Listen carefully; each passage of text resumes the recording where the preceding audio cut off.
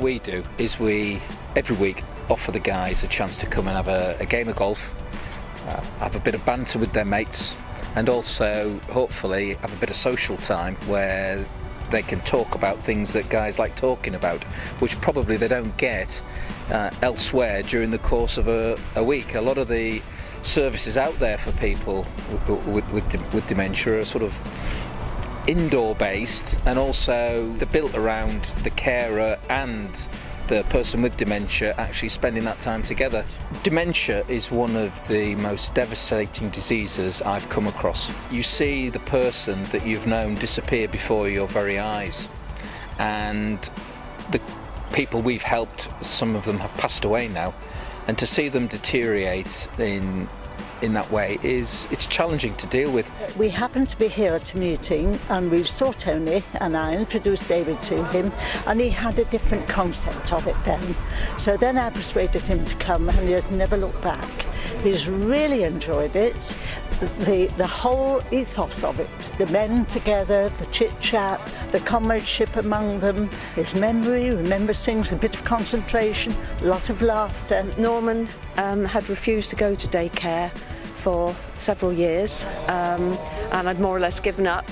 We came down on off chance, and lo and behold, an old friend was here and partaking, as a helper, and it was just brilliant. Norman just slotted in, and it became the focus of his life for the last 18 months of his life. Yeah.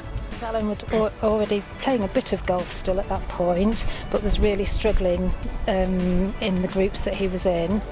And we came down, and again, we never looked back. It was the best thing for him. He's a young man, and he just enjoyed the camaraderie and the fun and the ease of it for us both.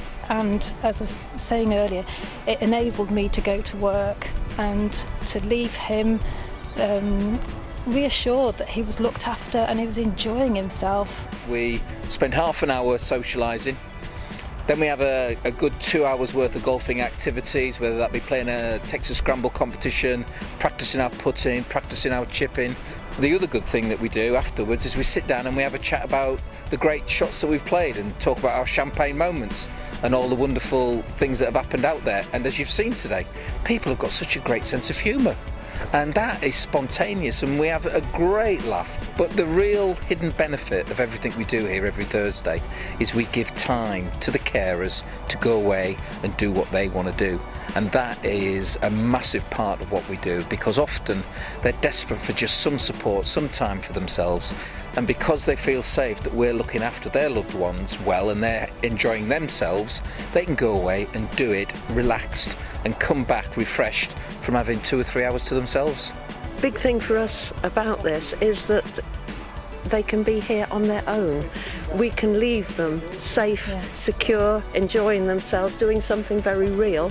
There's a lot of good things going on out there, but the carer has to attend with them.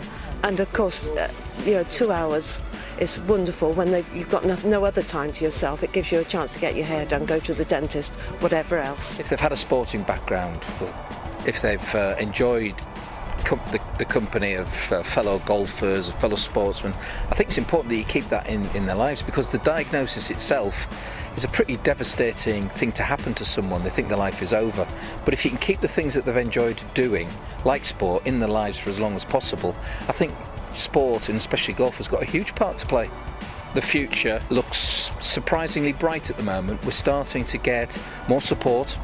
People are starting to recognise now how golf can play an important part in people's lives. So what we'd like to do is we'd like to see places like this become centres of excellence around the country, where people who've had a sporting background can come and enjoy a game of golf every week. So we see this and other little projects we're working on at the moment becoming almost like the blueprint for dementia-friendly golf clubs, and we'd love to help support this type of initiative develop around the country. The men are wonderful, the one-to-one men. I really can't speak highly enough of them all. I really can't. It's given me the breathing space that I wouldn't otherwise have had. Nothing else available. I mean, he'd played rugby, he'd played cricket, at really good standards and high levels, but there was nothing else available to him. So this was the first thing, and gosh, thank goodness we grabbed it. It's great.